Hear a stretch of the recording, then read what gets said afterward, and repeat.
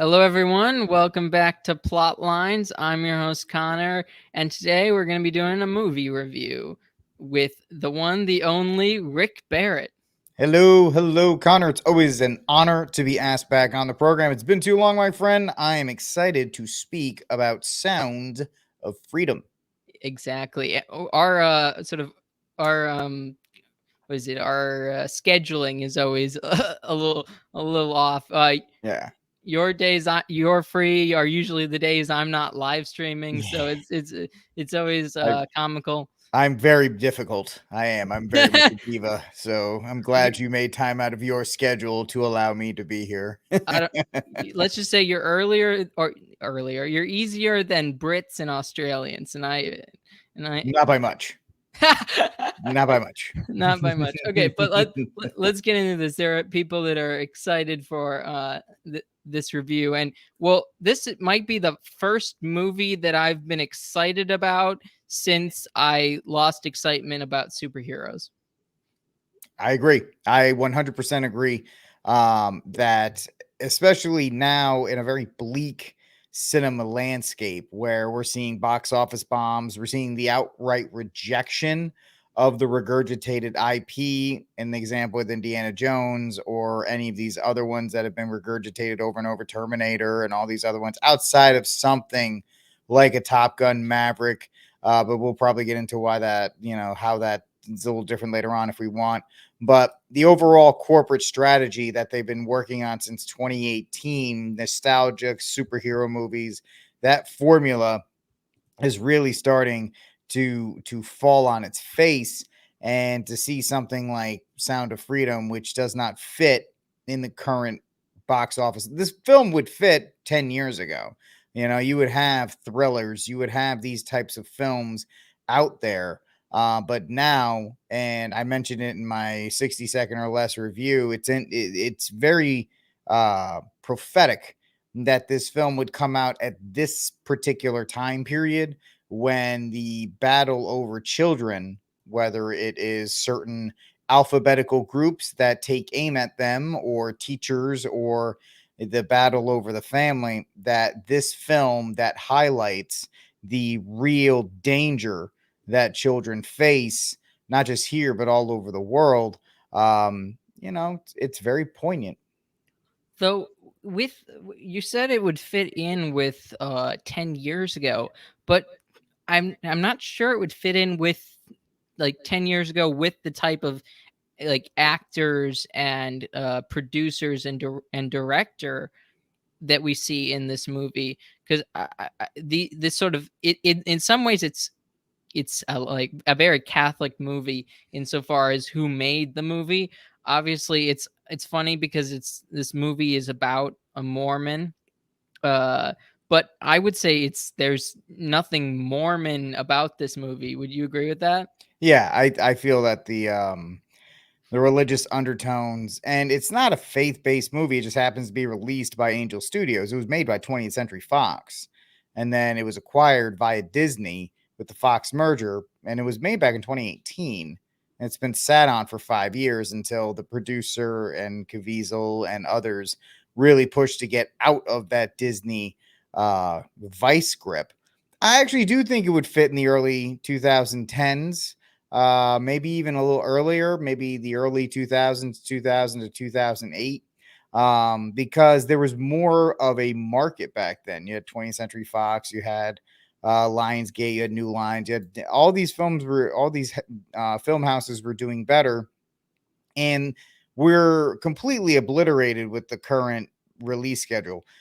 Studios used to put out 25 to 30 films a year. And so each studio putting out 25 to 30 films a year, they would just be like, all right, maybe this one would have gotten released in August under a previous regime. Like, we already have it in the can. We paid for it. Let's put it out in August when, the graveyard, either January or August, the graveyard shifts for films. But it still, I think, would have gotten a release date because it would have been paid for and financed, and the budget is so low. I think it's already made back its money just from third and fourth up to now, just the screenings and people going to see it. So I think studios used to love taking chances. Remember, the first John Wick film was made for like $20 million. So really, these kinds of films being put together and tossed out there to try and make smaller studios money's back. So I think it could fit a lot better in the early aughts if you want. And yes, there are definitely, Connor, you and I talk about Catholic messaging. That's just because they're universal teachings, right?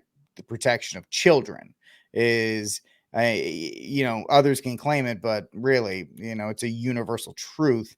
And it's actually funny when Caviezel actually makes the millstone sentence early in the Mhm. film.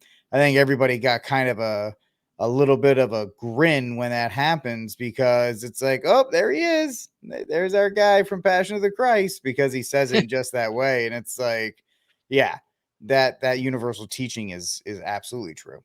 Well, I think there's a little more to its Catholicity than just its universal stuff, because it's was produced by Eduardo Verastegui and directed by Alejandro Monteverde.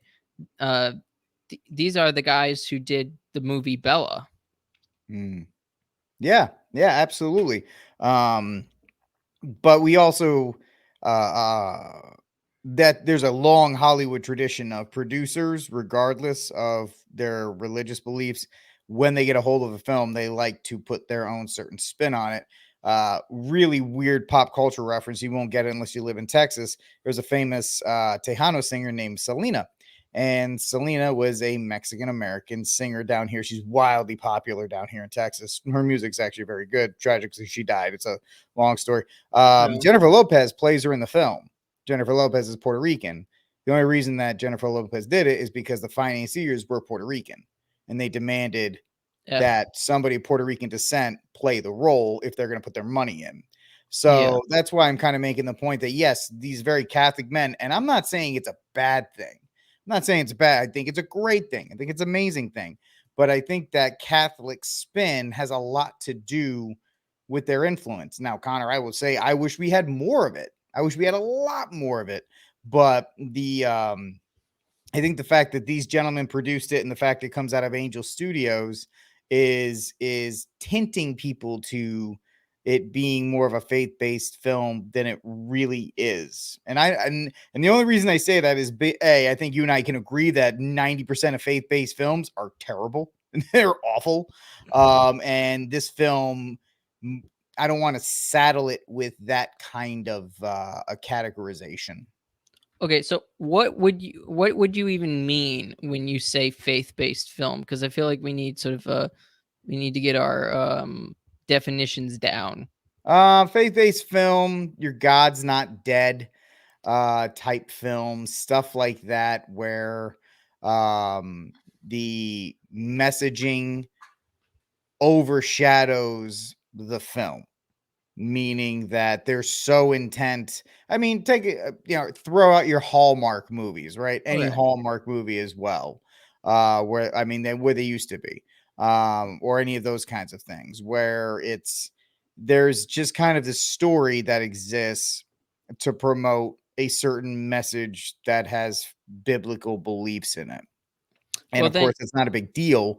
It's actually a good thing. The problem is a lot of Protestants are making those films, and they're just not very good because they're too busy stomping the message in that the characters are wooden and they're terrible.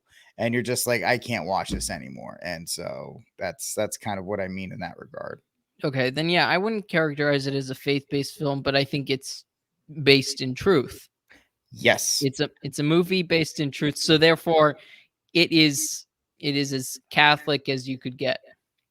absolutely. Now, of course, one person I was listening to review it made the point that people are saying, well, they say these certain things.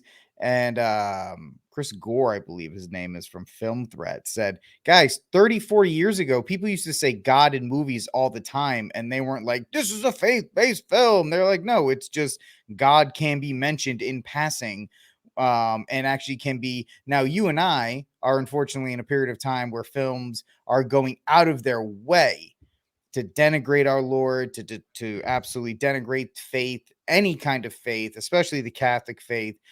coming out with films about it. Anytime there's a person that's mentioned that's Catholic in the film, or in any film, they're obviously like a pervert or a degenerate or a closetedly homosexual or something, whatever they can do to make us look bad. So when we see stuff like this, we're like, oh my goodness, this is amazing. When this is really just what normal discourse was like in the 90s and the 80s, and maybe even some of the early 2000s, where people could talk about God, where people could say, you know, all God's children are not for sale. I mean, that's the big line. That's not a spoiler. That's in the trailers.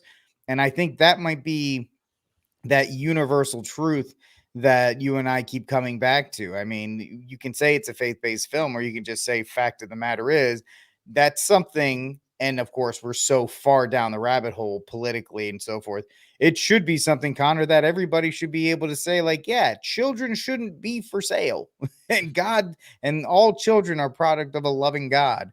And the fact that God's children are not for sale should not be this incendiary remark that some people are making it out to be.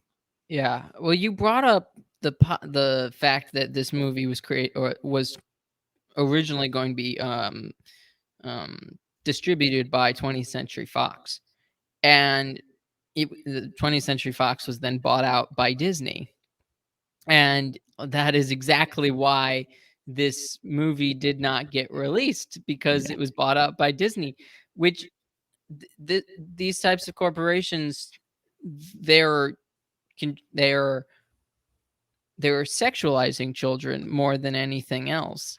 They are they sort of symbolize sort of the taking away of the innocence of children. So putting out this movie, which, as you said, was already produced, Yeah, it was done in 2018. it's just insane that they didn't release it, because it makes them look terrible. It makes them look like awful people. And Which they are. you would have thought, but like you would have thought 10 years ago, they may not have allowed themselves to look like that, even if they were terrible people. Yeah. I mean, we can just point this back to the post Donald Trump era, where people have become fragmented to such a point that they have to pick a side. But it definitely, in a bad summer, where I think, if you've heard some of this, they've lost billions of dollars at the box office this year with all of the nosedives and the failures that have come out. This is just, insult to injury, that this film that was practically cost nothing to make and deals with a subject that everybody should be informed about, and that Disney kind of is being accused of in some way, shape, or form, the mistreatment of children. Yeah, they're the ones who are going to be like, yeah, we didn't produce this film for whatever reason, X, Y, and Z. And they actively try to suppress it to make sure it never was released. Now, if Disney was smart, what they should have done is they should have dumped it onto like Disney Plus during COVID, and kind of just let it go away, right? If they dumped it on there during, or when movie theaters first started opening up and they were looking for content, they could have just tossed it out there when nobody had any interest in going, and it would have just died and gone away. But they let it sit there, and they let this fight start, and then you let Caviezel and the producer, and then Mel Gibson started getting involved because he saw a screening, and you actually had this grassroots campaign that was formed because of that. The idea of trying to suppress something long enough that it becomes almost the thing to see. Like, why are you suppressing it? Why are you making such a big deal out of it? Why, it's a movie? What is your objection to it? And that feeds into the pop culture zeitgeist, because it's like, oh, now this, I have to see it, right? Because this thing is, for goodness sakes, Connor, 2 weeks ago, I went to go see The Flash in theaters, even though I knew it was a terrible film, because I've been hearing for 3 weeks that this movie was garbage. And I was like, well, for $6, I want to go see how bad it really was. And of course, spoiler warning, it was awful. But when you're told something, or when something seems to be pushed back, the human instinct is, well, let me go check it out. And of course, the Caviezel connection and all of that as well didn't hurt the marketing on there. Yeah, they're also, I mean, Disney single-handedly made a good story for the release of this movie. Oh yeah, 100%. They fueled it. They fueled the reason why. Hey, we need to see this film, and this film needs to be seen. And then, of course, because we talked about earlier, just a couple minutes ago, everybody has become so fractured and divided.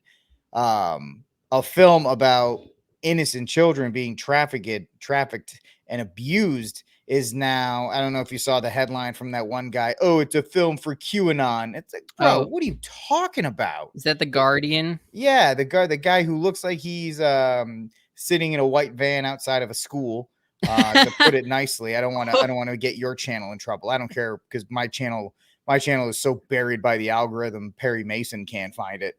But yeah, the Guardian are this guy Charles Bramsco, who's like, it's a QAnon adjacent thriller that pretends to be a real movie. Like, bro, do you not understand? I live in Texas, so I know about the stuff that happens at the border. I've reported, not report, I haven't gone down there, but I've covered people who have reported for like Breitbart and others.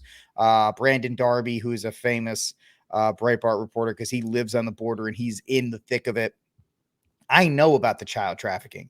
We know about the prophylactics that are left on both sides of the river, and they give them to the little girls because those girls are abused on the way up the trail through Mexico and then brought into the US. We know that the sexualization of children has led to this absolute explosive market. And I think Caviezel says it in one of the trailers. You can sell a kid 5 times a day in these kinds of markets. And to you and I, it's shocking, but it is an end result of a culture that is so far gone and that is so embracing of lustful nature and all the vices that we're told not to embrace. Or this is the end result of it, right? This is the end result of it. And the fact that people are actually active. I know Jezebel had another article. People are actually actively trying to tell people not to watch this film because it's smeared right wing or whatever the case may be, is absolutely insane. Yeah, just this is the this is the result of modernism. This is the this is the definitive place where modernism sends you. So in the 10s, 20s, 30s, 40s, 50s, 60s, and 70s, 80s, the sort of the worst thing you could get is basically communism, right? But that wasn't exactly modernism in sort of the in its in a pure form. It actually, in some ways, communism stems from a lack of, or it seems it comes out of as an attack against liberalism. But liberalism leads to modernism, and then once you have modernism, you have these reversals of uh, social norms. You have this reversal of way you treat children, and all of this is coming together in this time period. And the pushback is substantial at the moment, though. uh, how much real change can be accomplished this way, or not with the movie. The movie, I think, actually might be more effective than any of the other ways that we've tried to accomplish the change in our society. Because when you tell people a story and they latch onto that story, that will stick with them longer than Bud Light. Hmm. Yeah.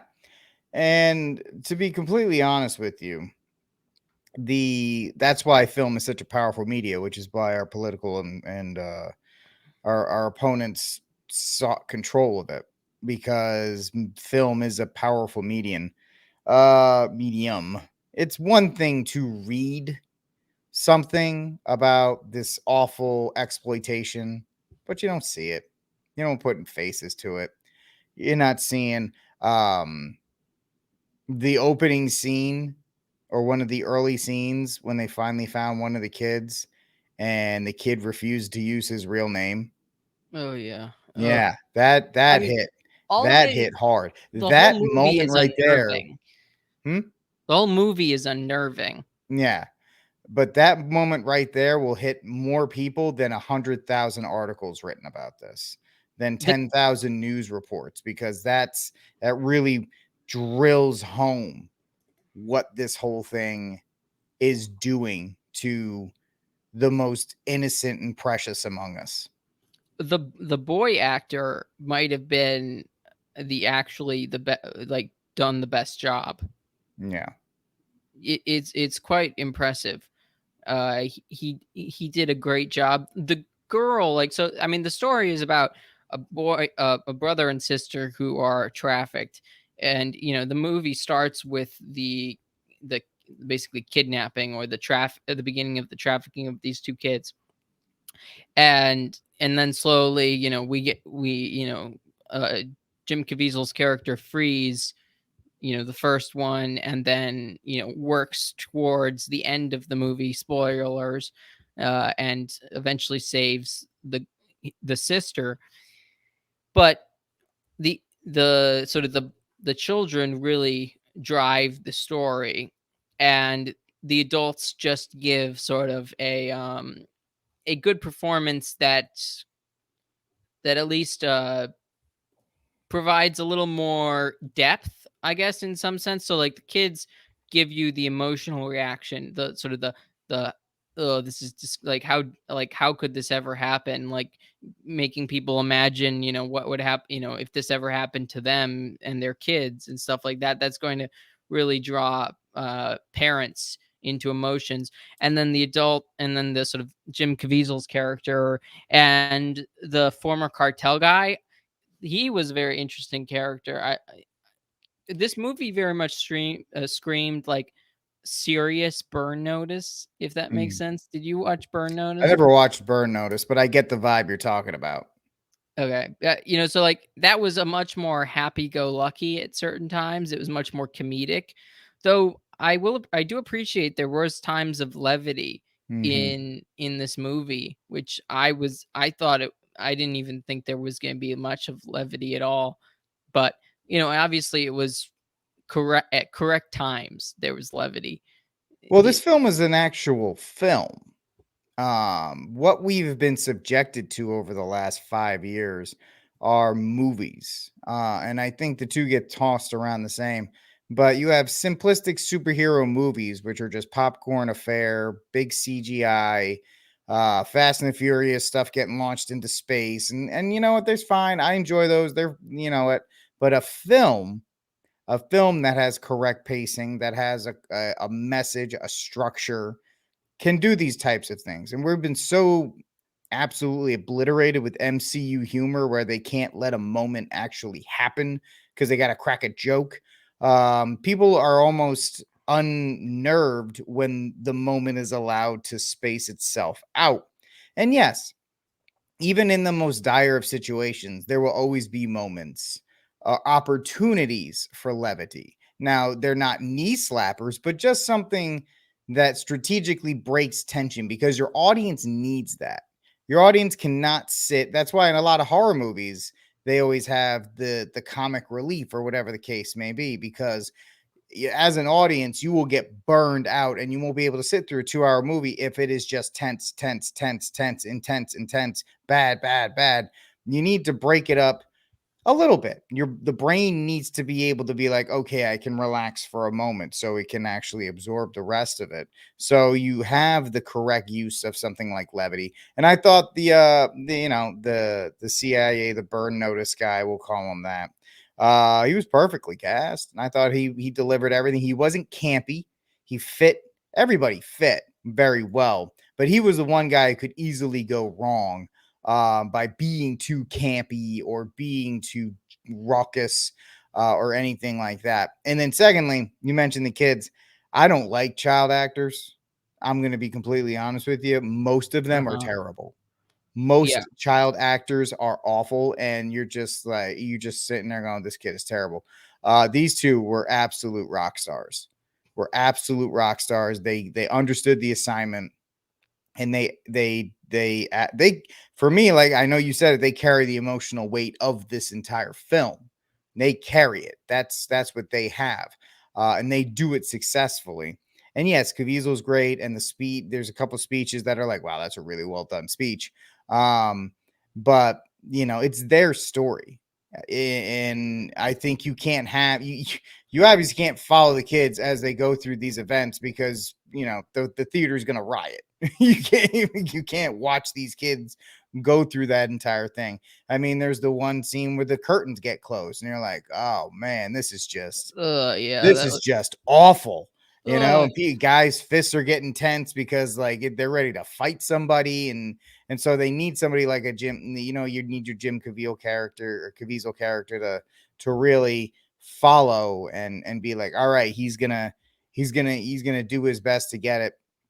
And so it's very interesting from a story structure how you have a guy who's convinced himself, hey man, I'm doing the best I can, right? I'm doing the best I can. It's our job. He's very much modern. He very much has a modernity mindset where he's like, my job is this, and I'm very good at that. Even when the other guys, well, what about? He's like, nope, my job is this.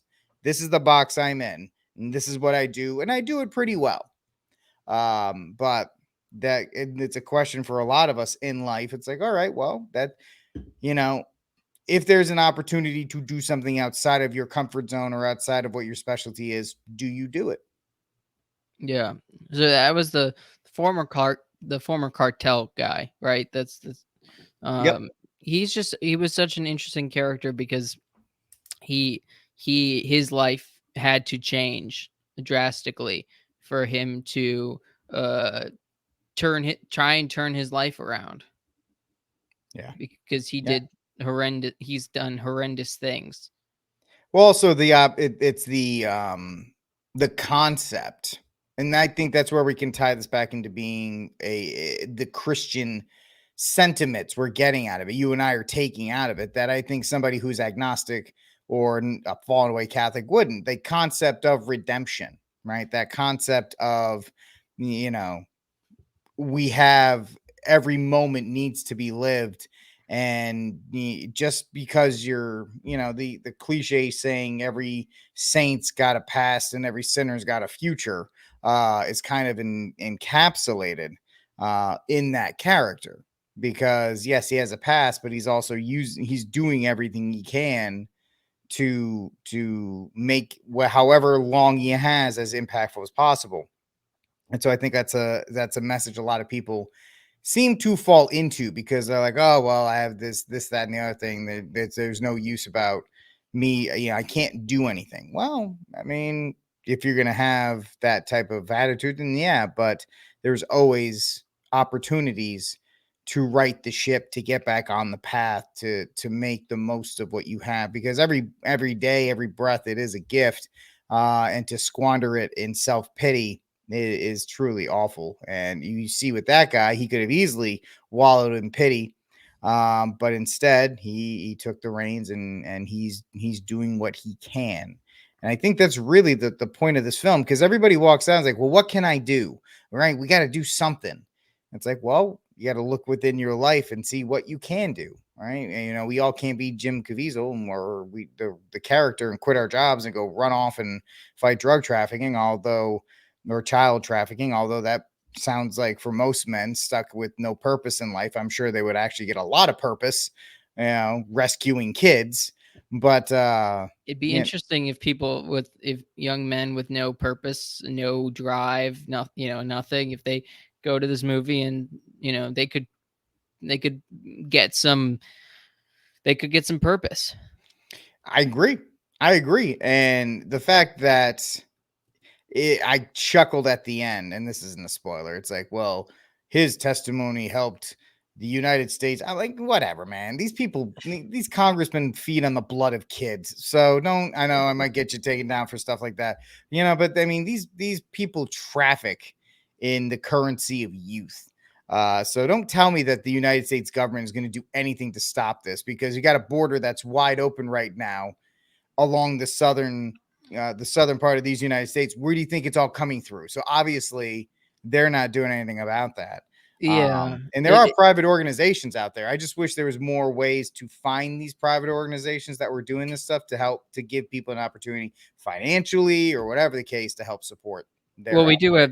we do have Tim Ballard's organization, at What's the least. name of that? The Underground Railroad, I think. Yeah. Okay. See, I didn't know which one that was. I know that's something that people should support. Let me People let me should support it.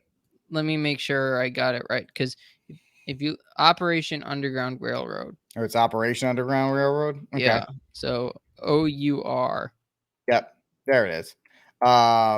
That's absolutely something people should look into and, get into something like that because I think it would give them much more of a purpose.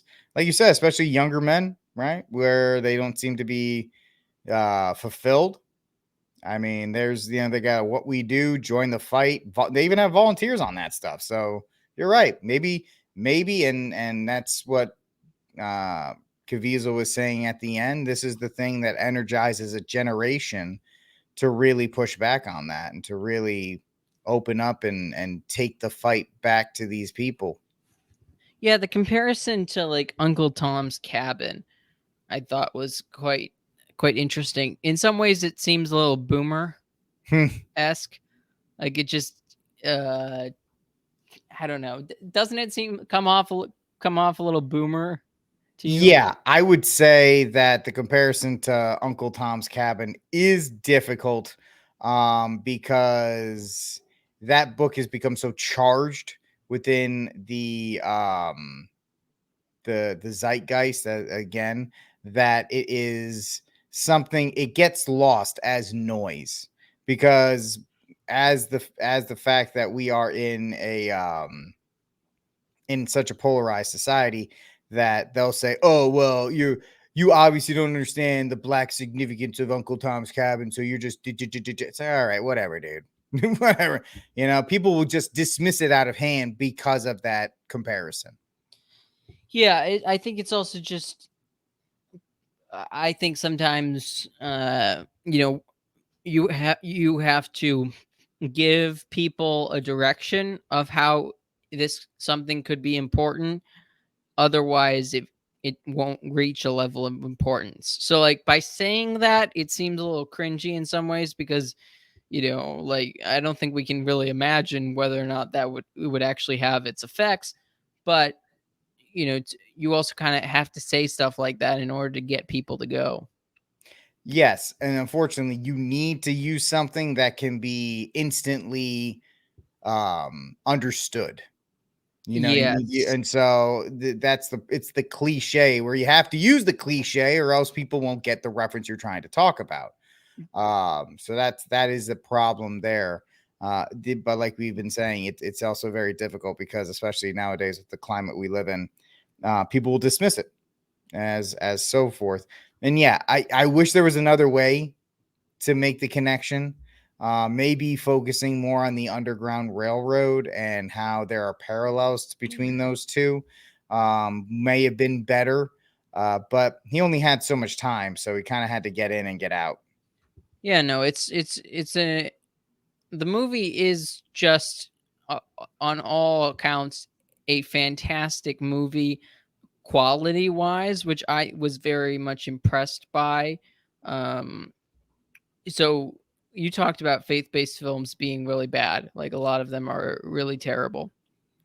But it's good to see people being or people such as Eduardo Verastegui and Alejandro Monteverde and all of these and Jim Caviezel. And it seems to be showing that there might be an alternative to Hollywood. Because like even if you watch some of I haven't watched all of this stuff, but from what I can tell from the Daily Wire movies, Mm-hmm. like a lot of them are still heavily influenced by liberal propaganda. Yes. And this is interesting. So somebody asked the Daily Wire guys, are you ever going to make a movie with a male protagonist? Hmm. Which I because like that's the big it's the big elephant in the room is that all pretty much all of their movies have like female protagonists. Oh, it's Uh, just Hollywood light. The well, Daily Wire is just Hollywood light at this point. but what they said was that uh, they only have the scripts that are available, that are out there, and that Yeah. nobody. Which, I'm sorry. I call nonsense on that. Find a right. There's, they're out there. There are well, this is scripts that are out there. well, this is what I'm saying is that you can say like there are multiple interpretations of this. Like, is it sheer laziness? Hmm. It could be sheer laziness. I don't know. Like it also could be the fact that these guys worked in Hollywood. That is where they came out of. Um, and but also I think the big problem with the Daily Wire is that it's still inherently liberal. They with Ben Shapiro and especially and Andrew Clavin, those two are definitely liberals. Oh, 100%. And you could probably make an argument for some of the others, but I do think the like Michael Knowles, the Matt Walsh, and the Candace Owens are much less liberal on things overall. Hmm. And Yeah. I mean, out of those groups, even those, the only one I give a pass to is Knowles. okay, I don't have issues, but there's definitely Walsh definitely did impress me with his lack of belief. And I know this is a very, I'm not trying to be a fire starter or any of these other things, but he makes an entire movie about what is a woman, and he doesn't even talk about the biblical view of it. Instead, he's like, I'm just going to talk about science. And the problem is, you're fighting on their turf, and if you're fighting on their turf, they're just going to continue to fight back and forth, and you're not going to get anywhere with them. So the fact that he abandoned, and I will use the word abandon, his faith, because our faith should inform all of things. If we're not doing things to push the faith, and here I go on a Matt Walsh rant. If we're not doing things to push I'm the here faith, for it. then what are we doing? Then what are we here for? Right? If because you can't even say science, because the Catholic Church invented the scientific method. I mean, most of science the Catholic Church invented. So even then, when you're like, I just want to talk about some scientific, man, you're even abandoning the fact that the Catholic Church did that. And so, yeah, I hope that the success of this film will encourage others to actually take a stand, will encourage others to actually tell the stories that need to be told and not shy away from their values, and what they're saying. And like I said, like the Blaze, the Daily Wire, there are people that work there that are very good. I am a person that watches Timcast. Like I watch all the Timcast stuff, and for a while I didn't. And I'll tell you, Connor, I did not like Timcast for a long time. But the reason I actually started watching again was Seamus. Seamus, yeah, Seamus. Seamus, I yeah, yep. mean, the fact that Tim lets Seamus literally go toe to toe with everybody, and I mean, he does more to evangelize the faith than I ever will. And so I got to respect the fact that he's there, and Seamus never backs down from any of Indeed. that stuff. So that's what I'm saying about that kind of That's thing. that's the Zoomer, or maybe he's still maybe he's a millennial, but he's He's a youngin. he's got the energy. But I think with Walsh, I think he just doesn't get it fully. He doesn't fully understand. Maybe he's Uh, told not to, right? Maybe maybe he's that's told it too. not to. But I can't. but the I but will. Noel seems to understand it better. So That's why I don't give it.